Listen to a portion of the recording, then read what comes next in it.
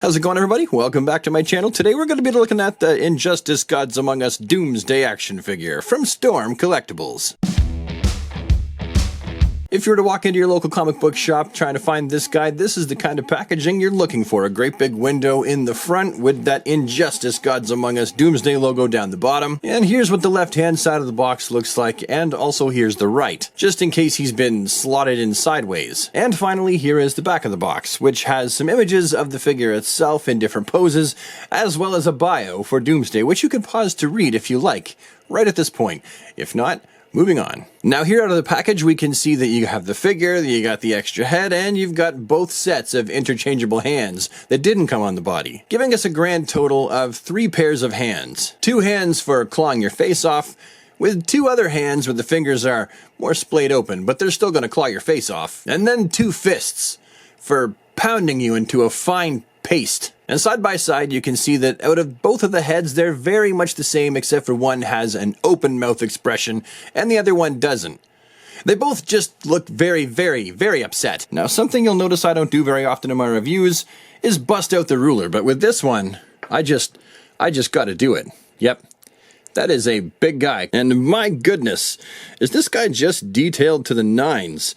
Let's compare him to the character model from the game. That's not bad. That actually looks pretty much like what we saw in the game. As usual, Storm Collectibles just knocking it out of the park with the level of detail on this guy. Every nook and cranny and crevice, either painted with the original base color or filled in with some kind of a wash, or the lines have been painted in. This is just really, really well done. And while not completely perfect, I will say that it's fairly close, at least until you get to the painting on the bone spurs. I got a funny feeling I may actually attempt to repaint some of those bony protrusions, as it does seem like the paint may have been slightly hastily slopped on there in the name of saying, well, you know, we want them to look rough and craggled. And I could see where they're coming from with just trying to paint these fairly quickly, thinking, well, there are bony protrusions, but there's craggles, so it won't matter that much. But you can see some have been just completely missed. Same thing with the back here.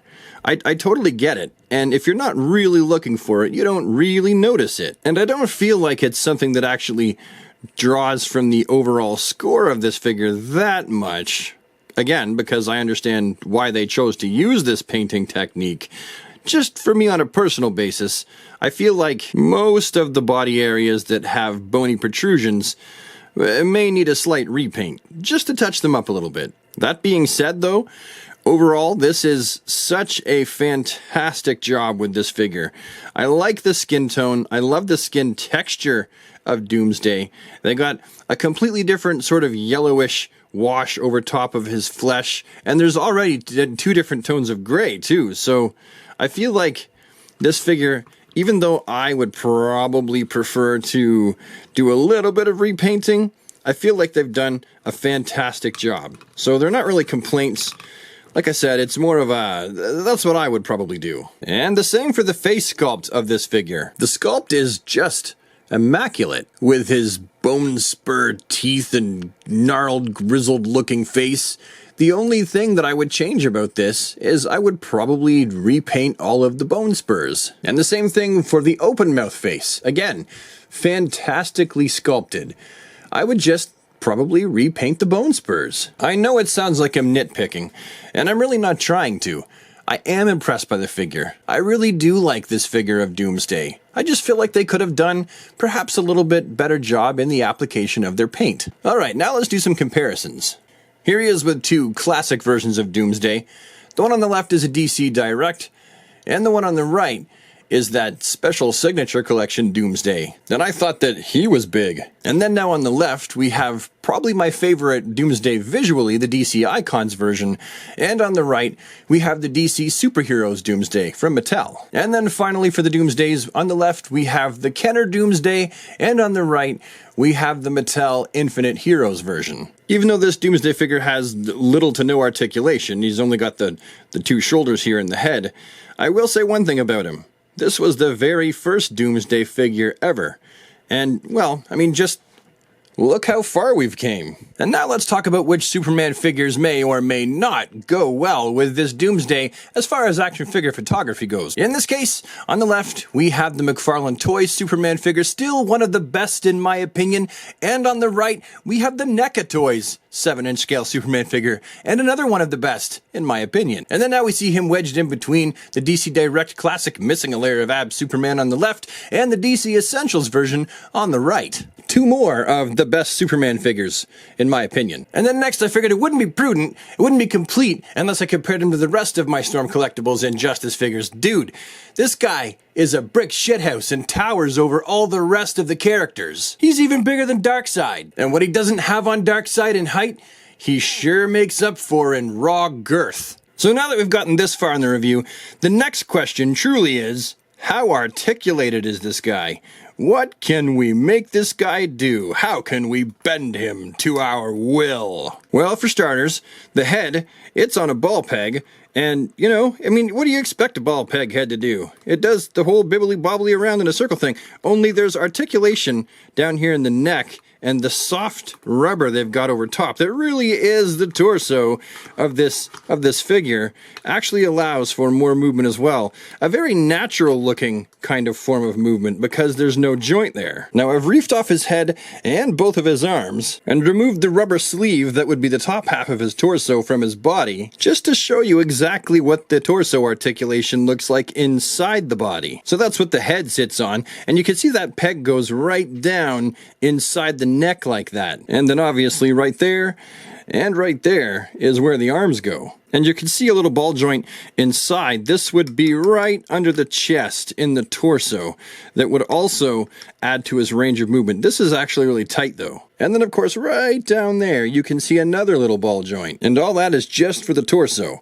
That's not the waist. I'd imagine that Darkseid had something like this when I did my review on him, but I really didn't want to take off that rubber tunic to find out. And really, just like with Darkseid, the real question is not so much what he has, but how well he can use it, how articulated it is. Let's use the torso with the waist and mash him down. Yep, me likey a lot. Now, obviously, as you would have seen when I took his arm off, he's got a butterfly, and then up inside the arm here, and these joints are still really, really tight. I think I should work the joint in first, shouldn't I? Oh, wow. That sounds like Grandma's rocking chair. Why don't you come here and give your grandmommy a kiss? Either way, you will see that he does have a hinge in the armpit right there, as well as a bicep swivel that will afford you full rotation, as well as a double-jointed elbow that acts like a single-jointed elbow.